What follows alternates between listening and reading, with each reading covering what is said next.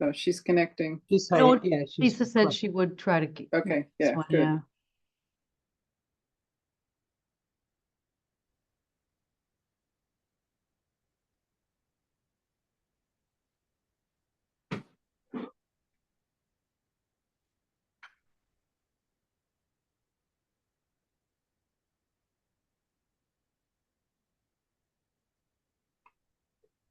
Are you in the office now, Denise? I am. I know you Yeah. can't see my background, but it's Yeah. not all that exciting. It's just There's Lisa. Hi. Hi, Lisa.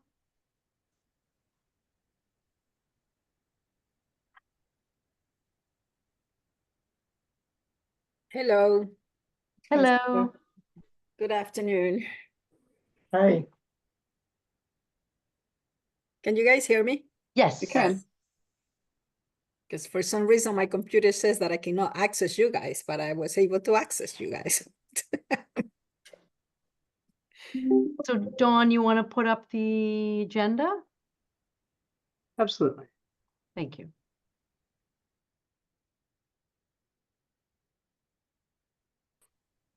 So this is being recorded. Is it being live streamed? It is. Okay. Just good to know. Good afternoon, everyone. If you can move the agenda a little. Scroll. Okay. Thank you. Are we all here, right? Dawn? Yeah, do you want, would you like me to take a roll call? Yes, please. Okay, very good. So just for the record, we are live streaming and recording this meeting. Both of those have already started. Heidi Dwenger, Yes, here. Commissioner Mascara-Bruno, Here. Sarah Sanders, Here. Lisa Tepper Bates. Noting for the record that Lisa is waving at us and saying I'm here, but we can't hear you just yet. All right. Thank you. For the meeting. Thank you, Dawn. So we have one item on the agenda, the staff compensation matters as related to 2025 budget. Nandini? Yes, thank you. Good afternoon, members of Personnel Committee. Can't believe we're starting to talk about 2025 already. I'm not going to read the entire memo. I'll just kind of provide some of the highlights and take any questions. So just to kind of recap what has happened with compensation in this last year or this year, the board and the Personnel Committee approved a compensation study that was performed by CHFA in conjunction with its consultant, Korn Ferry. And we then moved to implement the recommendations of the study, including a new, basically a review of all of the job descriptions was performed. New job groupings were created for all the jobs at the authority, and a market analysis was used to determine ranges for each of the job groups. So we then implemented the results of the study and communicated that to all staff. So just want to recap that before I move on. So what you have before you is a memo that describes our current thinking for FY 2025. So we don't expect to make any changes in our request for the number of headcount positions we are requesting. We normally, in the last few years, have asked for 145. We haven't reached that number. We seem to fluctuate, but we've we've been able to stay within the budget, so we're requesting the ability to go up to that number if for some reason there was a new program or a new strategic direction or whatever that we needed to implement. We're requesting that we go up to 145 and then asking the approval to go up to 148 if needed provided it does not increase our overall approved budget. So I know it's more than we normally have in terms of our headcount, but it doesn't really, we will not increase our budget in order to accommodate those additional positions. In terms of our FY25 proposed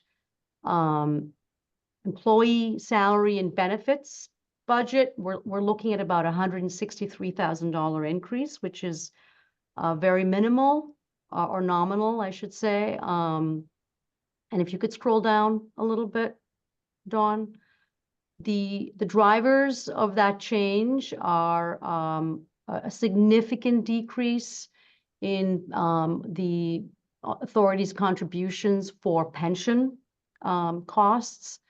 They dropped by 20%. And so you'll see, if you could just scroll up a tad, Dawn.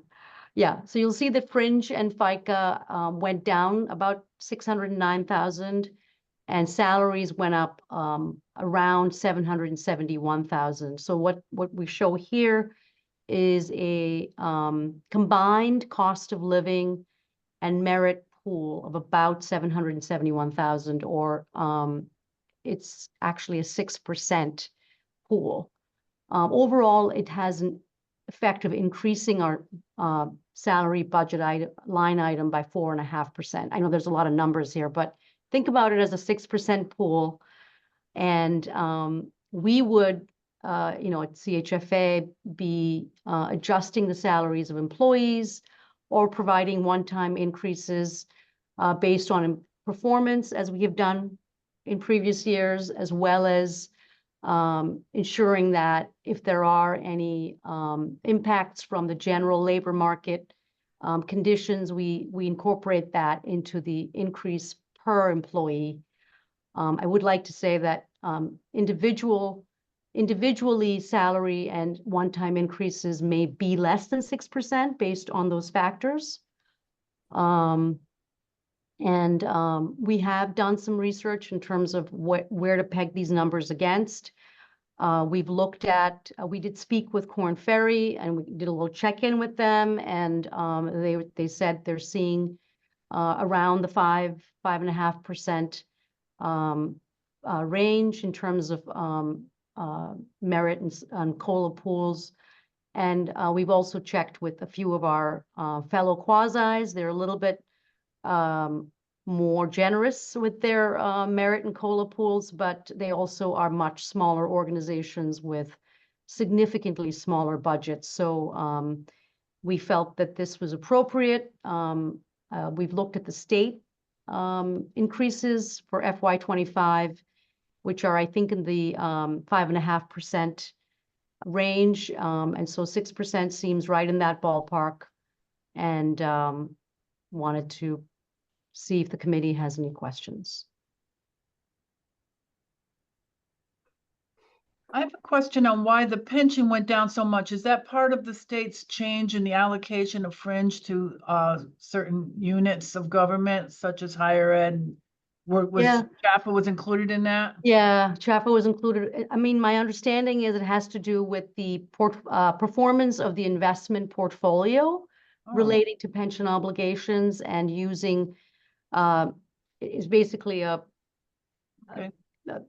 net number that comes out of, the black box where you put in investment income and current contributions. And if your portfolio performs better than expected, then you expect contributions for that particular fiscal year to go down significantly. Lisa?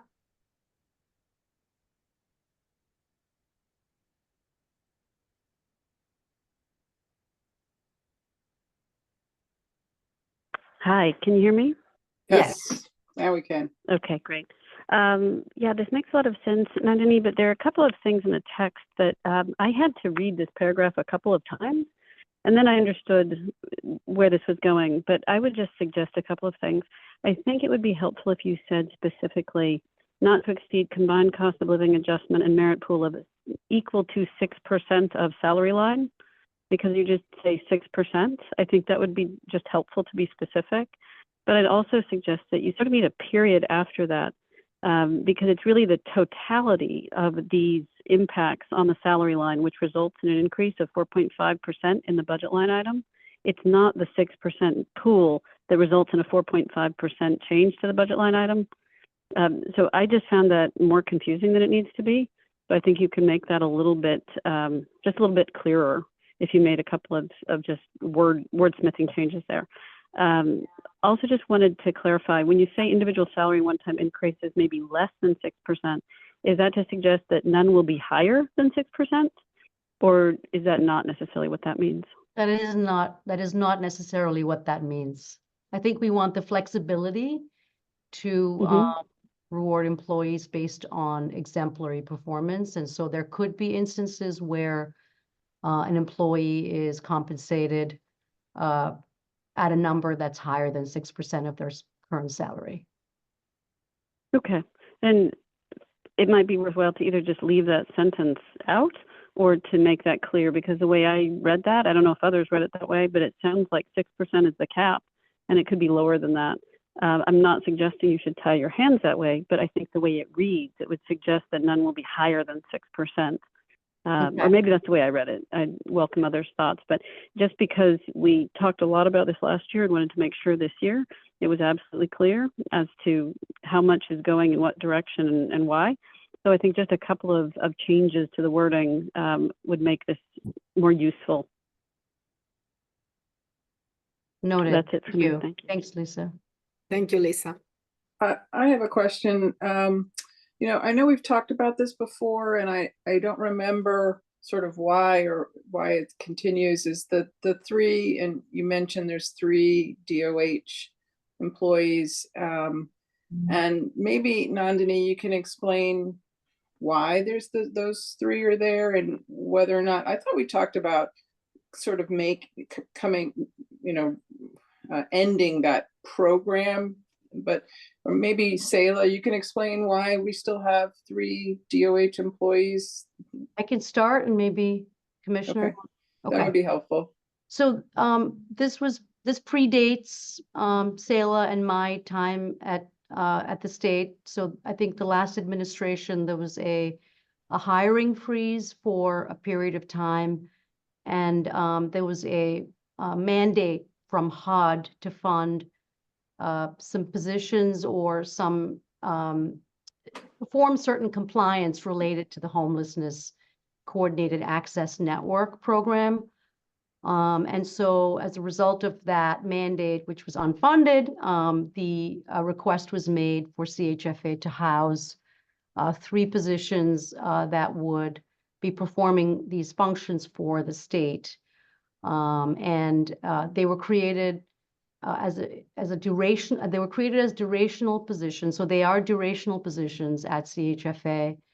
And they are, the employees report to DOH managers or manager, but for bookkeeping or accounting purposes, they count towards CHFA's headcount.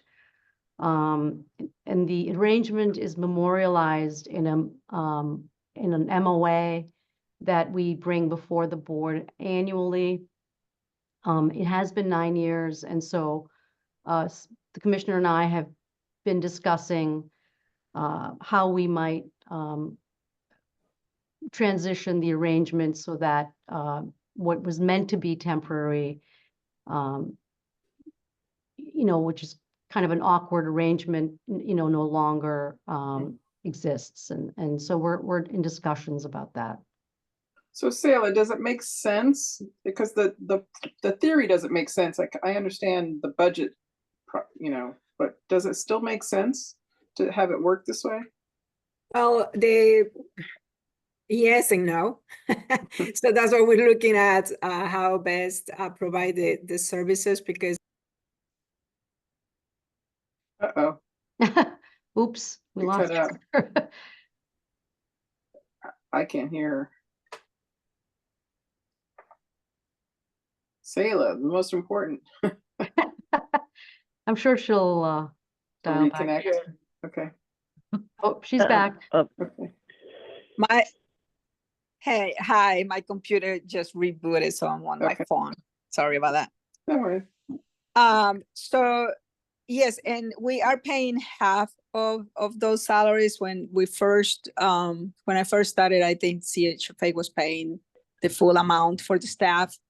Then we have been able to get some resources from HUD so that we paid half of the salaries, I think, or something like that. I don't remember. 600,000 is half of the 3 people's salary? No, so the last couple of years, DOH has compensated us or reimbursed us for 50%, which is about $300,000. Okay. Go ahead. Yeah, So- and so the idea now is to try to find ways to bring those 3 staff to the state.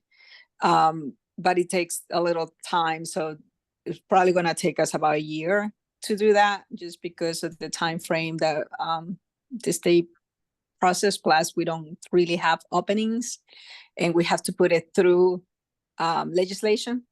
So, and they really contribute to the whole system of the coordinated access network. They're supposed to work also on the supportive housing assignments with the coordinated access network. So they really fill a function that we need in the state. We don't have positions. I don't have positions at the departments until the legislators will give me those positions, and we will ask for those positions in this budget season. But we will have to wait until we get that. So and those are not going to be approved until probably June.